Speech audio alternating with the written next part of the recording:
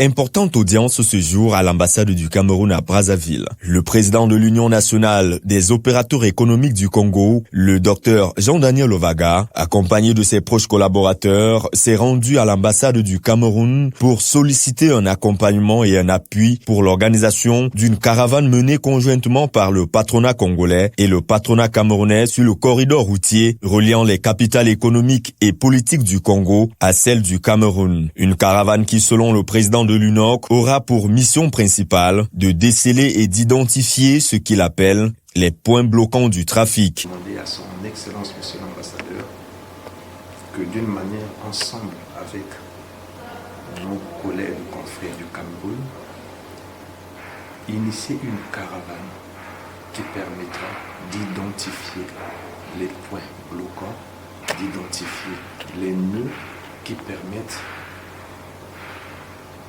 la non-réalisation et qui crée les entraves sur la circulation des biens et des personnes.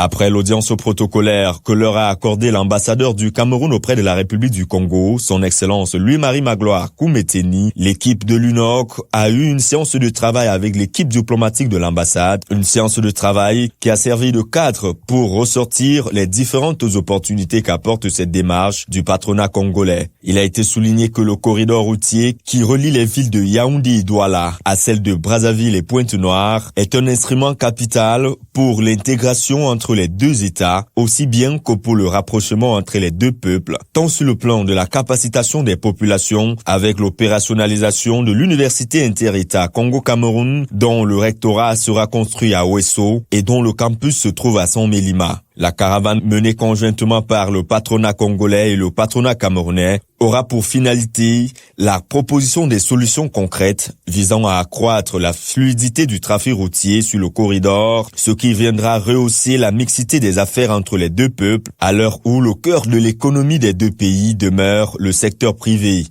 Nos pères africains ont déjà lancé l'idée pour se dire que oui, il fallait d'abord créer cette sous-région des États. Maintenant, nous devons passer à la sous-région des peuples. Mais cette sous-région des peuples passe par la libre circulation des biens et des personnes. Nos gouvernements ont déjà ratifié, bientôt la ZLECAf arrive. Cette ZLECAf permettra de fluidifier les échanges économiques et commerciaux dans cet espace de près de 370 millions d'habitants. Donc la ZLECAf, c'est d'abord le secteur privé. Nous devons aider nos gouvernements par les efforts d'investissement lourds qu'ils ont mis sur le corridor Brazzaville-Yaoundé, qui est ce qu'on appelle notre appropriation, en permettant que ce corridor-là soit ce qu'on appelle l'instrument réellement de l'intégration sous-régionale. Nous sommes venus rencontrer l'ambassadeur pour solliciter son plaidoyer, pour se dire que c'est le secteur privé qui est créateur de richesse. Nous sommes dans un espace commun de près de 370 millions d'habitants. Le commerce, les échanges entre nous sont très faibles. L'entrave, parfois, ce sont des moyens de communication.